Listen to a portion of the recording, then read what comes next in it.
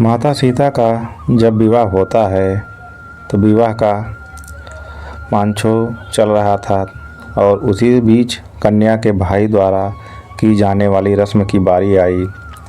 इस रस्म में कन्या का भाई कन्या के आगे आगे चलते हुए लावे का छिड़काव करता है। विवाह करवाने वाले पुरोहित जी ने जब इस प्रथा के लिए कन्या के भाई को बुलाने के लिए कहा तो वहाँ समस्या खड़ी हो गई, क्योंकि जनक का कोई पुत्र नहीं था। ऐसे में सभी एक दूसरे से विचार करने लगे। इसके चलते विवाह में विलंब होने लगा।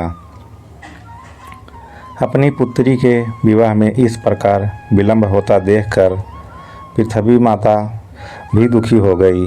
तभी अकस्मात एक श्याम वर्ण का युवक उठा और इस रस्म को पूरा करने के लिए आकर खड़ा हो गया और कहने लगा कि मैं हूँ इनका भाई।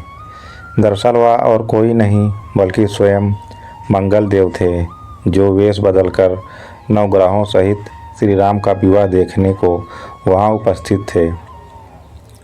चूँकि माता सीता का जन्म पृथ्वी से हुआ था और मंगल भी पृथ्वी के पुत्र थे, इस नाते वे सीता माता के भाई भी लगते थे। इसी कारण पृथ्वी माता के संकेत से वे इस विधि को पूर्ण करने के लिए आगे आए। अनजान व्यक्ति को इस रस्म को निभाने को आता देखकर राजा जनक दुविधा में पड़ गए और जिस व्यक्ति के कुल गोत्र एवं परिवार का कुछ आता पता नहीं हो, उसे वो कैसे अपनी पुत्री के भाई के रूप में स्वीकार कर सकते थे। उन्होंने मंगल से उनका परिचय, कुल एवं गोत्र पूछा। राजा जनक के आपत्ति के लिए जाने के बाद मंगल देव ने कहा, हे राजन, मैं अकारण ही आपकी पुत्री के भाई का कर्तव्य पूर्ण करने को नहीं उठा हूँ।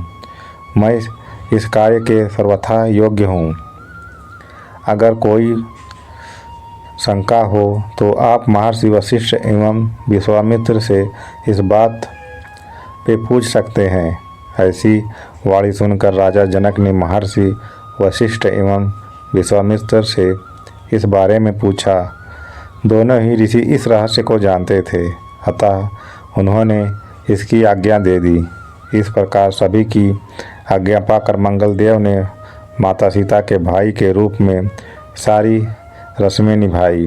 हालांकि इस घटना का उल्लेख रामायण में कम ही मिलता है और हिंदू काव्य रामायण के अनुसार एक और कहानी सुनी जाती है, जो हमारे पूर्वज सुनाते हैं कि सीता को मिथिला के राजा जनक और रानी सुनैना की बेटी माना जाता है। महाकाव्य के अनुसार सीता का कोई जैविक भाई नहीं था। हालांकि उन्हें अक्सर 3 दिव्य प्राणियों की बहन के रूप में जाना जाता है, जिन्होंने कहानी में महत्वपूर्ण भूमिकाएं निभाई। ये दिव्य प्राणी हैं उर्मिला सीता की बहन और लक्ष्मण की पत्नी हैं, जो राम के छोटे भाई हैं। राम के वनवास के दौरान उर्मिला को उनकी अटूट भक्ति और त्याग के लिए जाना जाता है। जब राम, सीता और लक्ष्मण को 14 साल के लिए वनवास भेजा गया तो उर्मिला ने स्वेच्छा से अपने सास ससुर की सेवा करने और एक पत्नी के रूप में अपने कर्तव्यों को निभाने के लिए अयोध्या में रहने का फैसला किया। वह राम के वनवास की पूरी अवधि के दौरान गहरी नींद की स्थिति में रहती हैं और ईमानदारी से अपने पति की वापसी की प्रतीक्षा करती हैं। दूसरे नंबर पर मांडवी सीता की बहन और राम के दूसरे छोटे भाई भरत की पत्नी है। मांडवी को अपनी बहन उर्मिला की तरह महाकाव्य एवं समर्पित पत्नी और एक महान चरित्र के रूप में चित्रित किया गया है।